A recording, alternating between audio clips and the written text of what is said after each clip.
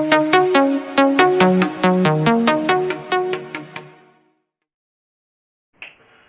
दोस्तों, कैसे हो आप सभी। स्वागत है आपका आपके अपने YouTube चैनल स्टडी मंत्रा क्लासेस पर। और जैसा कि आपको पता है, हम केमिकल काइनेटिक्स कर रहे थे, जिसके अंदर दो वीडियो हम कर चुके हैं।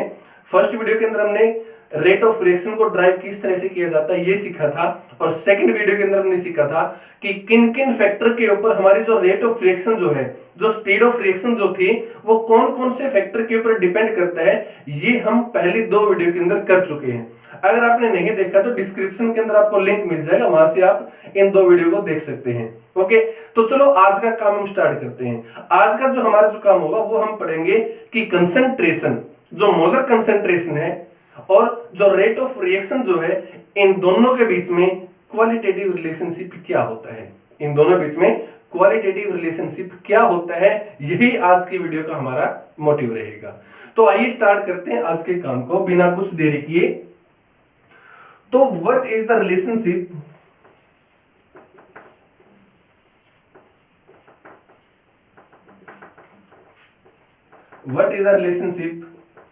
बिटवीन कंसंट्रेशन या molar concentration of reactant and rate of reaction. Okay, rate of reaction और मोलर कंसंट्रेशन के बीच में क्या रिलेशनशिप है। तो हिस्टोरिकल अगर हम बात करते हैं तो 1867 के अंदर दो वैज्ञानिक आए, जिसमें से एक तो क्या था, गुलबर्ग, ओके, गुलबर्ग, एंड दूसरा उसका जो सहयोगी था वो कौन था, वेगे। गुलबर्ग और वेगे ने अपना एक क्वालिटेटिव एनालिसिस दिया, एक रिलेशनशिप दिया मोलर कंसंट्रेशन और रेट ऑफ रिएक्शन के बीच में। इन्होंने क्या बोला कि मान लो कि आपके पास एक रिएक्शन होती है, ए रिएक्टेंट जिसकी कंसंट्रेशन कितनी है, ए, रिएक्टेंट बी जिसकी कंसंट्रेशन क्या है, बी। दोनों रिएक्शन करते हैं और आपको यहां से क्या मिलता है, प्रोडक्ट ये आपको देते हैं। तो कहता कि अगर हम इस रिएक्शन को यहां पर ऑब्जर्व करते हैं और अगर मैं इस रिएक्शन के लिए रेट ऑफ रिएक्शन यहां पर लिखूं, अगर मैं इस रिएक्शन के लिए यहां पर रेट ऑफ रिएक्शन अगर लिखते हैं तो वो डिपेंड करती है किस पर, वो डिपेंड करेगी active mass of A, active mass of A and product of active mass of A and product of, या फिर एक्टिव मास ऑफ बी। ठीक है, active mass of A and B के product and raise to power their stoichiometric coefficient. यहां पर इसका stoichiometric coefficient ए है और यहां पर स्टोइकियोमेट्रिक कोएफिशिएंट क्या है इसका, बी। तो rate of reaction is equal to K into active mass of A की power A and active mass of B की पावर बी। जहां पर के क्या है, यहां पर के क्या है, इसका रेट कांस्टेंट क्या है, यहां पर ये रेट कांस्टेंट, या फिर आप इसको क्या बोल सकते हो, वेलोसिटी कांस्टेंट। क्या बोलोगे आप इसको, वेलोसिटी कांस्टेंट। ओके, तो ये था किसने, अब देखो यहां पर एक रिलेशनशिप बन जाती है, इसका एक अलग से नाम दिया गया जिसको क्या बोला गया, law of mass action, law of mass action. ठीक है, इसको क्या बोला गया, law of mass action. Law of mass action के अकॉर्डिंग क्या है, लॉ ऑफ मास एक्शन के अकॉर्डिंग क्या है कि rate of reaction is directly proportional to the active mass of product of active mass of reactant, reactant का active mass के product and raise to their power equal to the stoichiometric coefficient. ठीक है, जो stoichiometric coefficient जो है उसकी power को हमने क्या करना, वहां पर रेज करना है। बट जैसे जैसे इसी के ऊपर जब काम चलता गया, एक्सपेरिमेंटल जब नोट किया गया, तो क्या हुआ कि ना तो कंसंट्रेशन, जो रेट ऑफ रिएक्शन जो है, ना तो कंसंट्रेशन ए के ऊपर डिपेंड करता है, ना कंसंट्रेशन बी के ऊपर डिपेंड करता है। ये जो रेट ऑफ रिएक्शन होता है ये ना ए पर डिपेंड करता है ना बी पर डिपेंड करता है, ये तो कोई और ही कंसंट्रेशन यहां पर आ जाती है, कोई एक्सटर्नल फॉरेन वहां पर एलिमेंट आ जाता है जिसके ऊपर आपकी रेट ऑफ रिएक्शन कई बार डिपेंड करने लग जाती है। इसीलिए हम एक केमिकल रिएक्शन को देखकर वहां पर उसका लॉ ऑफ मास एक्शन नहीं लिख सकते, क्योंकि डायरेक्टली अगर हमने देखा तो वो ए और बी के ऊपर डिपेंड नहीं करेगी। जो रेट ऑफ रिएक्शन जो है वो तो किसी और दूसरी कंसंट्रेशन ए कंसंट्रेशन पर डिपेंड नहीं करता, वो तो ए की पी कंसंट्रेशन पर डिपेंड करता है। बी की बी कंसंट्रेशन पर डिपेंड नहीं करता, बी की क्या कंसंट्रेशन पर डिपेंड करता है। इसलिए इस लॉ को यहां पर बिल्कुल टोटली फेल हो गया। ठीक है, क्यों? क्योंकि यहां पर जो रेट ऑफ रिएक्शन की जो वैल्यूज आएगी वो किस पर डिपेंड करता है, वो तो टोटली क्या होती है, एक्सपेरिमेंटल। क्या होती है? ये तो एक्सपेरिमेंटल वैल्यू होती है। हम इसको एक विजुअल देख करके, हम इसका पर एक रिएक्शन को देख करके हम ये नहीं बता सकते कि क्या रियलिटी के अंदर जो स्टोइकियोमेट्रिक कोएफिशिएंट यहाँ पर रिएक्टेंट के आगे दिया है, क्या रियलिटी के अंदर हमारा रेट ऑफ रिएक्शन इसी के ऊपर डिपेंड करता है या नहीं करता। ये तो हमें कब कैसे पता चलेगा? ये आपको पता चलता है बाय एक्सपेरिमेंट। कैसे पता चलेगा आपको? ये एक्सपेरिमेंट। ओके, तो ये था, उतारो इसको एक बार। बहुत अच्छी वीडियो बन रही है। ठीक है, वीडियो अगर आपको पसंद आती है तो चैनल को शेयर और सब्सक्राइब किया करो, ताकि आपको नई आने वाली वीडियो का नोटिफिकेशन मिलता रहे। तो चलो साफ करते हैं इसको, आगे बढ़ते हैं। इसके अंदर कुछ इंप्रूवमेंट किया गया। फिर अब नया जो इंप्रूवमेंट था उसके अकॉर्डिंग क्या हुआ, जब एक्सपेरिमेंटल जब नोट किया गया, एक्सपेरिमेंटल जब नोट किया गया, जो आपके पास जो रिएक्शन जो थी, जिसने मिलकर आपको क्या दिया था, प्रोडक्ट। तो एक्सपेरिमेंटल जब देखा गया तो रेट ऑफ रिएक्शन जो थी वो डिपेंड करती है product of active mass of reactant. ठीक है, रिएक्टेंट का एक्टिव मास क्या, इनका प्रोडक्ट। बट ये ए की कंसेंट्रेशन इस ए पर डिपेंड नहीं करेगी, वो कोई नई संख्या आ जाती है पी, और यहां पर एक नई संख्या आ जाती है क्यू। ठीक है, तो rate of reaction is equal to K into active mass of A की power P and active mass of B की पावर क्यू। अब आपके दिमाग में एक बात आई होगी कि हमें इस पी और क्यू का कैसे पता चलेगा। ये जो पी और क्यू जो है ना, ये कैसे पता चलेगा आपको? ये आपने एक्सपेरिमेंट जब आप करोगे लैब के अंदर, जब आप वहां पर रिएक्शन को आप जब देखोगे, उसको ऑब्जर्व करोगे, तब आपको पता चलता है कि पी और क्यू की वैल्यू क्या हो सकती है। ओके, तो यहां पर के क्या है, के क्या होगा यहां पर, इसका रेट कांस्टेंट होगा, या फिर आप इसको और क्या बोल सकते हो, वेलोसिटी कांस्टेंट भी बोल सकते हो। ओके, और भी आप इसको क्या बोल सकते हो, इसको बोल सकते हैं स्पेसिफिक रेट कांस्टेंट, और इसको हम क्या बोल सकते हैं, स्पेसिफिक रेट कांस्टेंट भी हम इसको बोल सकते हैं। आइए देखते हैं स्पेसिफिक रेट कांस्टेंट किस तरह से इसको बोलते हैं। अगर मान लो concentration of A is equal to 1 हो, concentration B is equal to 1 हो, तो अगर मैं वैल्यू को पुट करता हूं तो rate of reaction is equal to क्या हो जाएगा, के। रेट ऑफ रिएक्शन क्या हो जाएगा, के। तो कई बार क्वेश्चन के अंदर, पेपर के अंदर डेफिनेशन आ जाती है कि define specific rate constant. Specific rate constant को डिफाइन करो, तो इसको मैं क्या लिखूंगा कि it is the rate of reaction, it is the rate of reaction whose molar concentration is unit।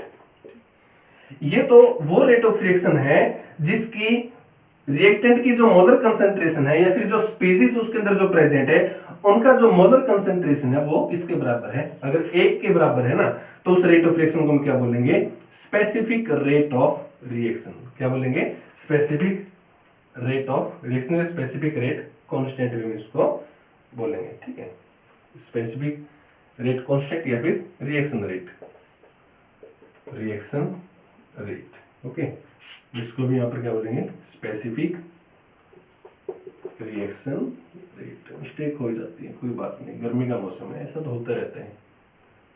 ठीक है ना, तो यहां से अब ये जो ला आया था, इसका नाम क्या रख दिया, यहां पर इसका जो नाम रखता है वो क्या होता है, रेट ला। इसको हम क्या बोलते हैं, रेट ला, हम इसको बोलेंगे। ओके, तो रेट ला के अकॉर्डिंग क्या हुआ, रेट ला ने क्या बोला कि जो हमारे पास जो रेट ऑफ रिएक्शन होती है वो मोलर कंसंट्रेशन जो आपकी होगी उनके प्रोडक्ट पर तो डिपेंड करती है, परंतु जो स्टोइकोमेट्रिक कोएफिशिएंट जो आप रेज करते थे वो डायरेक्टली उसके ऊपर डिपेंड ना करके वो तो उसकी एक एक्सपेरिमेंटल वैल्यू आती है जिसके ऊपर क्या होता है, ये डिपेंड करता है। अब अगर देखो यहां से P प्लस Q को हम क्या बोलेंगे, order of reaction, order of reaction, ठीक है। तो ऑर्डर ऑफ रिएक्शन हम कहां पर करेंगे, ये हमारा होगा नेक्स्ट वीडियो के अंदर। क्या होगा ये, नेक्स्ट वीडियो के अंदर। ओके, तो नेक्स्ट वीडियो देखने के लिए आपने क्या करना पड़ेगा, चैनल को सब्सक्राइब करना पड़ेगा, बेल आइकन दबाना पड़ेगा ताकि आपको जैसे वीडियो अपलोड होती है तो नोटिफिकेशन आपको मिल जाए। ओके, क्लियर है ना। उतारो इसको एक बार।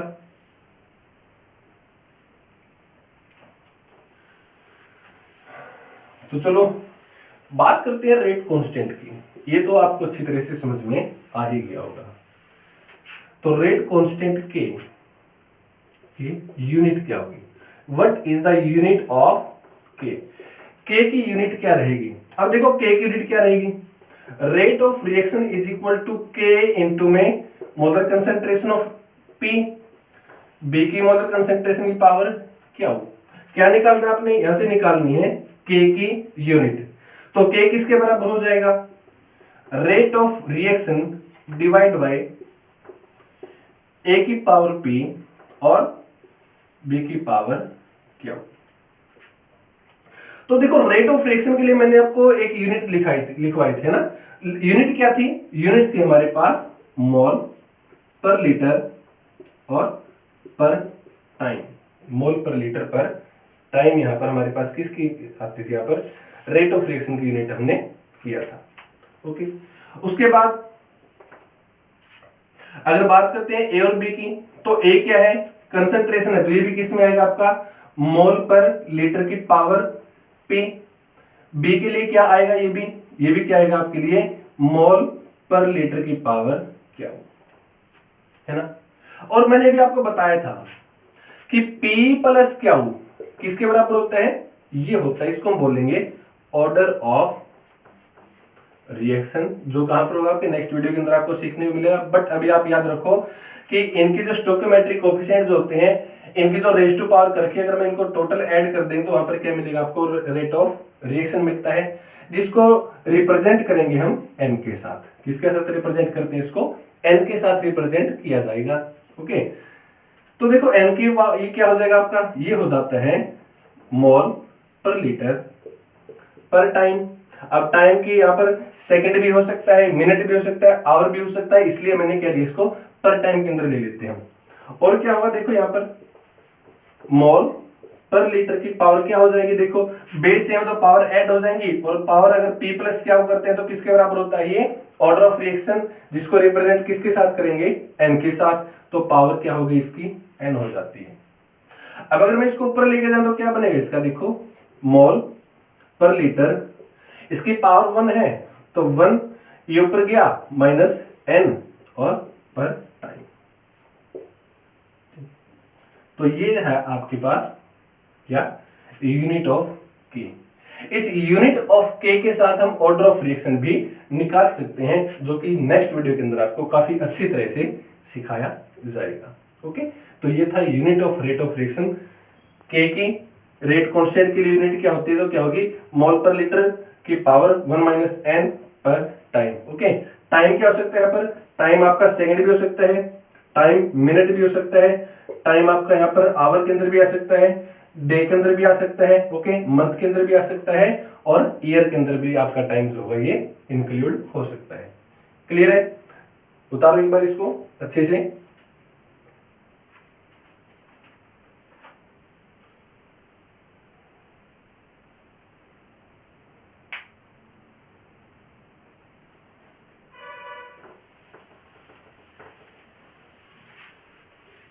तो देखो हमने रेट लॉ पढ़ लिया, ठीक, लॉ ऑफ मास एक्शन हमने यहां पर पढ़ लिया। उसके बाद हमने रेट कांस्टेंट की यूनिट हमने पढ़ लिया। तो अब हम बात करते हैं कि what are the characteristic of K. कई बार पूछा जाता है, ठीक, मल्टीपल चॉइस के अंदर भी इसका क्वेश्चन आ जाता है। तो के की कैरेक्टरिस्टिक क्या होंगी, तो 4 कैरेक्टरिस्टिक हम आज यहाँ पर पढ़ेंगे के की 4 कैरेक्टरिस्टिक होती हैं, 4 ऐसे फैक्टर होते हैं ओके, जिनको हमें काफी आसानी से समझ में भी आ जाएगा और काफी ज्यादा इंपॉर्टेंट भी होते हैं। तो सबसे पहला जो इसके लिए है वो क्या है, different reaction have different value of K. Different reaction have different value of K. अलग अलग रिएक्शन के लिए, डिफरेंट रिएक्शन के लिए के की वैल्यू क्या होगी, डिफरेंट होगी। क्यों? क्योंकि देखो रेट ऑफ रिएक्शन क्या होती है, अब रेट ऑफ रिएक्शन क्या होती है, रिएक्टेंट पर डिपेंड करती है। अब रिएक्टेंट पर डिपेंड करेगी मतलब कि रेट ऑफ रिएक्शन ज्यादा भी हो सकती है, रेट ऑफ रिएक्शन कम भी हो सकती है। तो इसलिए तो वहां पर के की वैल्यू कम भी हो सकती है, के की वैल्यू ज्यादा भी होगी। If value of K is high then rate of reaction is faster. अगर के की वैल्यू ज्यादा होगी, अगर के की वैल्यू क्या होगी, ज्यादा होगी, तो रेट ऑफ रिएक्शन क्या होगी, वहां पर ज्यादा होगी ओके। अगर के की वैल्यू क्या होगी, ज्यादा होगी, तो रेट ऑफ रिएक्शन भी क्या होगी, ज्यादा होगी। के depend upon value of K is fix on fix temperature. एक पार्टिकुलर रिएक्शन के लिए अगर टेम्परेचर को कांस्टेंट कर दिया जाए तो वैल्यू ऑफ के भी क्या रहेगी, उसके लिए कांस्टेंट रहेगी। मतलब अगर आप टेम्परेचर को चेंज करते हैं तो वैल्यू ऑफ के भी क्या होगी, चेंज होगी ओके। तो फिक्स टेम्परेचर के लिए, एक पार्टिकुलर फिक्स रिएक्शन के लिए के की वैल्यू भी क्या रहेगी, यहां पर बिल्कुल फिक्स रहेगी। Value of K is independent on concentration of reactant. Reactant की कंसंट्रेशन के ऊपर के की वैल्यू डिपेंड नहीं करेगी। क्या होगा, कंसंट्रेशन ऑफ रिएक्टेंट पर के की वैल्यू डिपेंड नहीं करती है, ये भी आपने यहां पर याद रखना होगा ओके। तो 4 कैरेक्टरिस्टिक हमने यहां पर पढ़ लिए। डिफरेंट रिएक्शन के लिए वैल्यू ऑफ के क्या रहेगी, डिफरेंट रहेगी। अगर किसी भी 2 रिएक्शन को आप दे दिए, आपको 2 रिएक्शन दे दी, उन दोनों की के की वैल्यू आपको दे देते हैं, तो जिस रिएक्शन की के की वैल्यू ज्यादा होगी वो रिएक्शन क्या होगी, आपके लिए फास्टर होगी ओके। के की वैल्यू एक फिक्स रिएक्शन के लिए फिक्स टेम्परेचर पे के की वैल्यू भी क्या रहेगी, फिक्स रहेगी ओके। जो के की जो वैल्यू होती है वो कंसंट्रेशन पर डिपेंड नहीं करता। क्या है, कंसंट्रेशन पर डिपेंड नहीं करता ओके।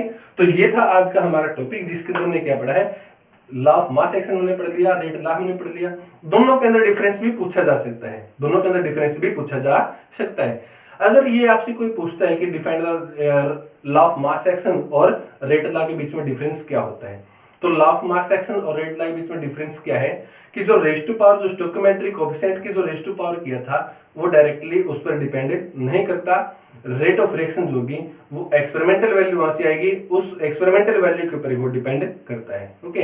जो एक्सपेरिमेंटल वैल्यू जो आएगी आपकी, जो पी और क्या की जो वैल्यू आएगी वो फ्रैक्शनल भी हो सकती है, पॉजिटिव भी हो सकती है, नेगेटिव भी हो सकती है, और इवन वैल्यू 0 भी हो सकती है। क्या है, इवन वैल्यू 0 भी हो सकती है। ऐसी के की वैल्यू भी होंगी आपकी, जो के की जो वैल्यू होगी ना वो फ्रैक्शनल भी हो सकती है, वो पॉजिटिव भी हो सकती है, नेगेटिव भी हो सकती हैं, और वो वैल्यू 0 भी हो सकती है okay. Thank you, best of luck.